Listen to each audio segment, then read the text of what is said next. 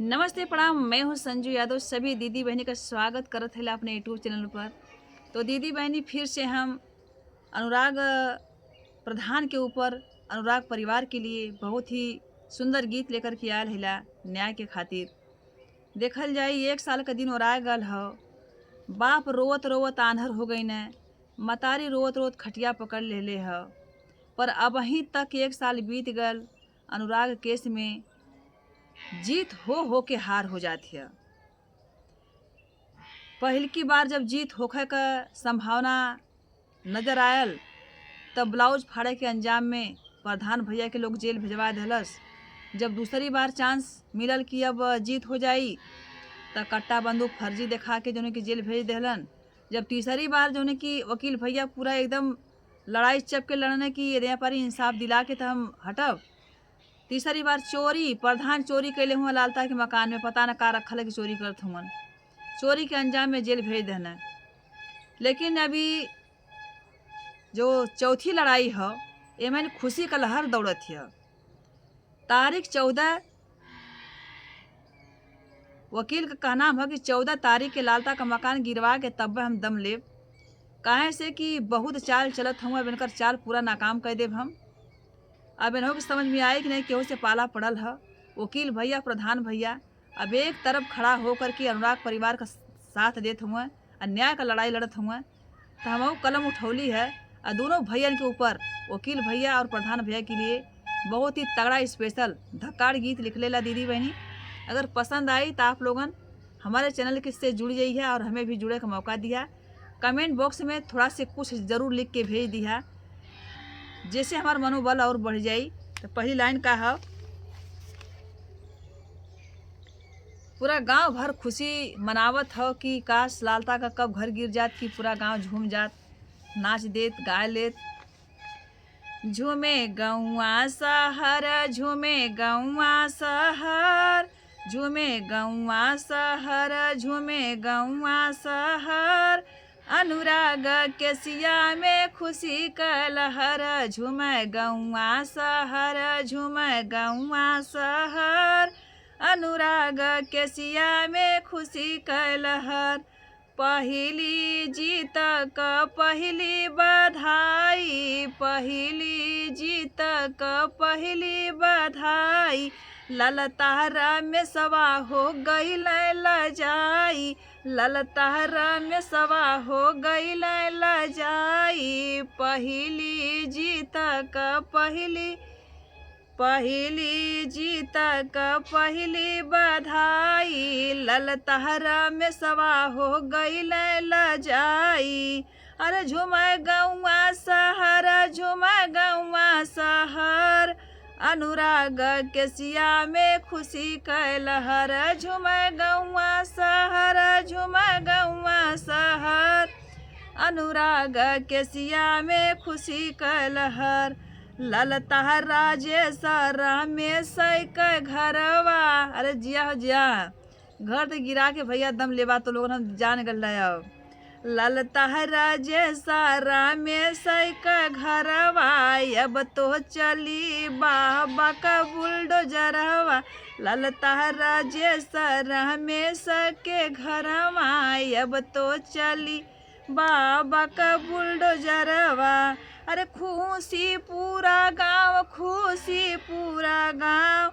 अनुराग के सिया में डिगरी भइल, नाचे पूरा गांव, नाचे पूरा गांव। अनुराग के सिया में डिगरी भइल, हंसै प्रधान, खुशी प्रधान। अनुराग के सिया में डिगरी भइल, झूमे गौआ शहर, झूमे गौआ शहर। अनुराग के सिया में खुशी का लहर। तो दोस्तों और बहनों भाइयों, इस बार निराशा नहीं होना चाहिए। वीरेंद्र भैया और वकील भैया लगातार मेहनत कर रहे हैं। इस केस में न्याय का रुख मोड़ने के लिए बहुत ही लगातार मेहनत कर रहे हैं भैया, दोनों भैया कर रहे हैं। तो चलिए आगे की लाइन क्या है दोस्तों। अनुराग के सिया के लड़ाई पर धान हो, अनुराग के सिया के लड़ाई पर धान हो। एहू केस में लड़त लड़त जब प्रधान के भी लांछन अनुराग का पिता लगा धने कि ई लालता का दुश्मन ना हुआ, लालता का दोस्त हुआ। ये हमार केस ना देखत हुआ, खाली वायरल होखे खातिर के हमार केस लड़त हुआ। तो क्या दीदी बहनी अनुराग के पिता जो लगाए हैं ये गंभीर आरोप क्या सही है या गलत, आप लोग कमेंट बॉक्स में ज़रूर बताइएगा। हमारे लिए तो नहीं सही है। जब बुरा समय में दुश्मन भी काम आ जाए वो हमारे देवता के समान होता है। तो चलिए आगे की लाइन क्या है। अनुराग के सिया के लड़ाई पर धान हो, दुश्मन डेरावे ना डरे पर धान हो, दुश्मन डरावे ना डरे पर धान हो। कहें पर धान तुम्हें हम ही हराइब। कहते हैं लालता और राजेश रामेश से ललकार के प्रधान कि अनुराग के पिता कितना भी हमारे ऊपर लाछन लगई हैं कि नहीं लालता से मिल गल हुआ, रिश्वत खात हुआ, हमार केस ना देखत हुआ, वायरल होखे खातिर हमार केस लड़त हुआ।